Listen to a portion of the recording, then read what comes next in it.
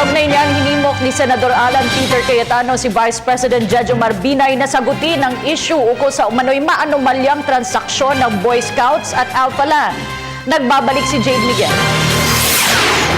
Hinimok ni Senador Alan Peter Cayetano si Vice Presidente Jejomar Binay na sagutin ang issue ukol sa maanumalyang transaksyon umano sa pagitan ng Boy Scouts of the Philippines at Alphaland.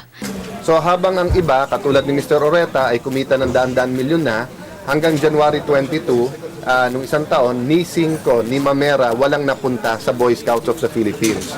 So it was a bad deal, maanumalyang deal, at pagkatapos ay ngayon nabubulgar at lumalabas kung saan na itago ito. No? Di makikita natin yung pattern. Tuwing may pirmahan ng kontrata, nawawala ang Vice President at ang ginagamit niya, yung mga Vice President niya, sa iba't ibang organisasyon, pati sa City Hall, no? Para yung liability. Ito po'y utak abogado to protect himself from court sa liability. So that's why I again urge him, sagutin niya ng diretsuhan itong mga to. Base sa paratang ng dating Makati Vice Mayor Ernesto Mercado, nakakuha ng 200 milyong pisong kickback si Binay mula sa naturang transaksyon. Ayon kay Mercado, ang 5% nakuha ng Noble Care sa deal ay ginamit ni Binay para sa kanyang gastusin sa 2010 elections.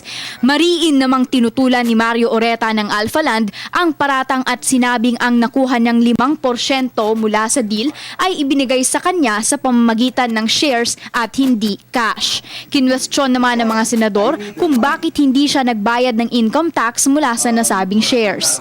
Sabi ni tinanong namin kay Mr. Oreta, at hindi kayo nagbayad ng income tax? Dineclare ba ninyo? Eh sir, hindi ko pa binibenta yung shares. O, di tinanong ko na yung BIR. I said, BIR, meron akong ginawang service para kay Sally.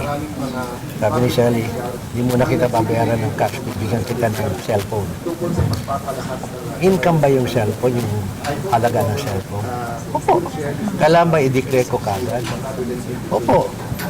Hindi ko magamit na issue siya, hindi ko pa binibenta. Hindi po. That's already income.